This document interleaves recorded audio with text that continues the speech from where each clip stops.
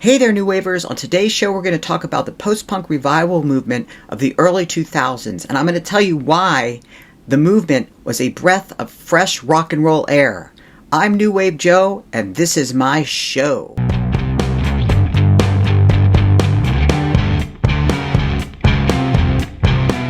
When the post-punk revival movement of the 2000s hit, music fans like me were primed for something new, innovative, and fun. The early to mid-1990s was a cutting-edge time for music. Grunge, riot grrrl, and queercore movements were making waves.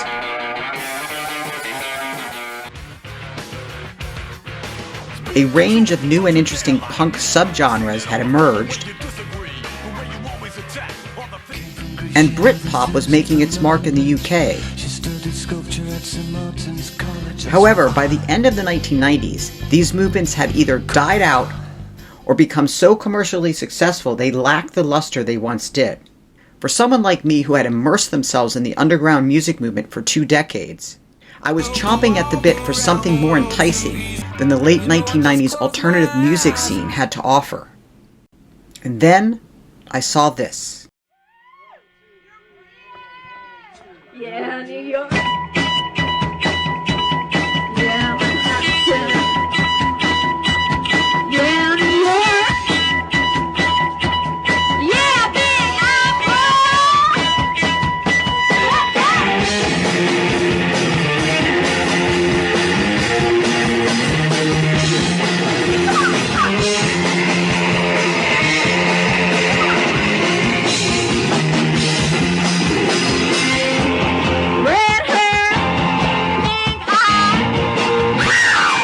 I was living in New York City at the time, and had heard about a band called the Yeah Yeah Yeahs. I noticed they were playing at the Mercury Lounge, and decided to chance it and go see them. What this band brought to the stage that night is what I was missing. A raw, fuck this shit up kind of energy rolled off Karen O like a poster child. And from that point forward, I dove fist first into the post-punk revival movement. San Francisco's Black Rebel Motorcycle Club picked up where the Jesus and Mary chain left off. The Vines ushered in a wave of danceable rock sounds reminiscent of Killing Joke. And New York City's Interpol encapsulated Joy Division-esque type fervor in a modernistic way. Like the post-punk pioneers of the 1970s, who were determined to break away from punk's overused, seemingly predictable elements, these early 2000 post-punk revival bands pushed back against MTV's commercialism in exchange for originality, spirited live performances, and fashion styles consisting of skinny ties, white belts, and shag haircuts. Ironically, the things that made the post-punk revival movement so interesting are the very things that called into question its legitimacy. Was the post-punk revival movement really a thing? Or was it merely something that someone had decided to lump all these groups into and call post-punk revival? Some argue the post-punk revival movement of the early 2000s was a continuation of what had happened in the mid-1980s with bands like Sonic Youth and the Pixies. Others called the movement derivative, image-oriented, and unharmonious. When it comes to the post-punk revival movement, consider this. A revival is less about mimicry and more about taking something from the past and reshaping it into something new, which is what these bands tried to accomplish. And from what I can tell, did not aspire to sound or look anything like one another. Post-punk revival emulates aspects of the post-punk bands of the late 1970s and early 1980s, bands who also strive to sound different from one another. Some of these post-punk revival bands were also stylistically tied to other 1990 music movements like shoegaze, garage revival, and post-hardcore. Early forerunners of the movement include bands like Six Finger Satellite, Elastica, and Brainiac, who formed in the early to mid-1990s. Once 2001 rolled around, the post-punk revival movement earned greater commercial success when the Strokes released their first LP, Is This It?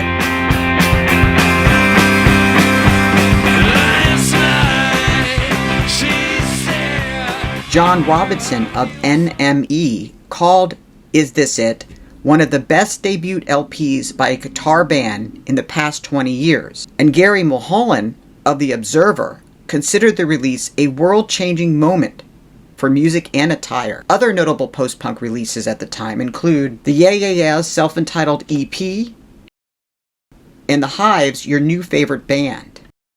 A few years later, a second wave of post-punk revival bands exploded onto the scene. Bands like Modest Mouse, The Killers, and The Hold Steady.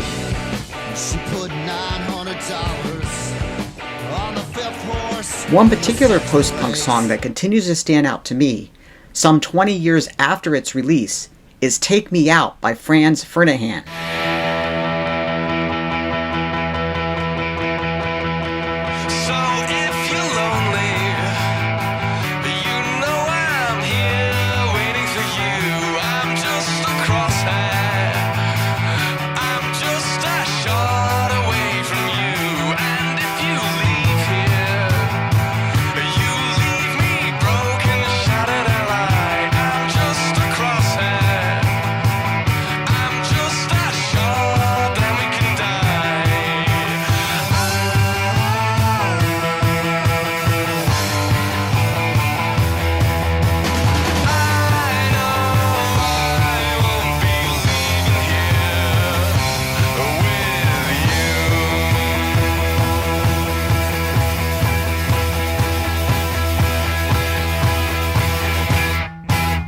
The first time I heard this song, I experienced a rush of adrenaline, and all I wanted to do was jump up and down and dance like formation.